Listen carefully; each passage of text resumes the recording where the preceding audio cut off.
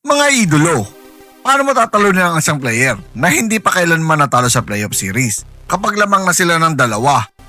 Oo, tama ang narinig mo.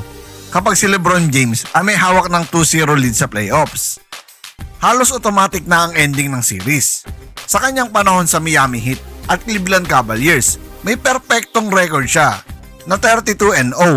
Kaya ngayon ang tanong mga idolo, kung ikaw ang Houston Rockets at ang kalaban mo ay si LeBron at ikaw ay down 0-2, may pag-asa pa ba talaga? Hello guys, welcome! What's up mga idolo? Welcome back sa ating channel. Ngayon, pag-usapan natin kung bakit napakadelikadong sitwasyon ang 2-0 lead ni LeBron sa playoffs ngayon.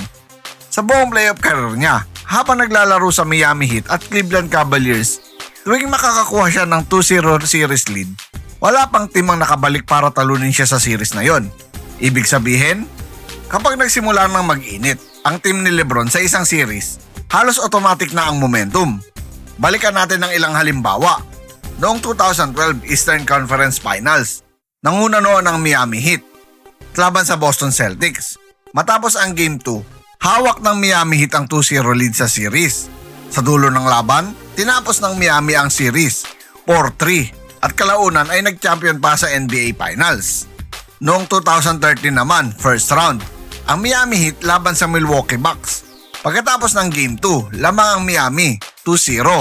Ano ang nangyari? Sweep mga idolo. Tinapos nila ang series 4-0. Isa sa pinakamadaling playoff series ni LeBron James. LeBron said W done it. At noong 2016, first round din. Pagbalik ni LeBron sa Cleveland Cavaliers, nakalaban nila ang Detroit Pistons. Matapos ang Game 2, hawak ulit ni LeBron ang 2-0 lead. Resulta, nanalo ang Cavaliers sa series 4-0. At kalaunan ay umabot pa sila sa NBA Finals, kung saan nagawa nila ang isa sa pinakamalaking comeback sa kasaysayan ng liga. Sa madaling salita, kapag hawak ni LeBron ang 2-0 lead, hindi lang basta lamang iyon. Ito ay psychological pressure sa kalaban.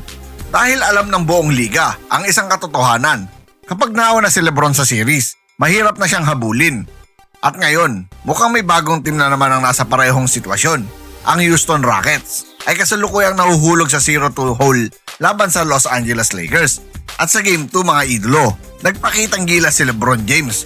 Tumulong para makuha ng Lakers ang panalo at palawakin ang lamang sa series. Kapag titignan natin ang history, hindi pa kailanman natalo si LeBron sa gantong sitwasyon. Kaya ngayon ang tanong, makakagawa ba ng himala ang Houston Rockets o madadagdagan lang ang perpektong record ni LeBron? Kung gusto mong malaman kung kaya bang basagin ng Rockets ang 32-0 playoff record ni LeBron, siguraduhin mong nakasubscribe ka sa channel. Dahil dito sa channel na ito, binabantayan natin ang lahat ng drama, stats at history sa NBA playoffs. Like the video, comment down below.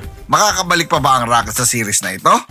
At gaya ng lagi kong sinasabi mga idolo, kapag si LeBron ang kalaban mo sa playoffs, hindi pa tapos ang laban hanggang di siya natatalo. Dahil dito sa channel na ito, basketball ang tunay na panalo. Once again, this is your Spotlights in Sports. Maraming salamat mga ka-sports. Parang malino naman. Once again, this is your Spotlight in Sports. Maraming salamat mga ka-sports.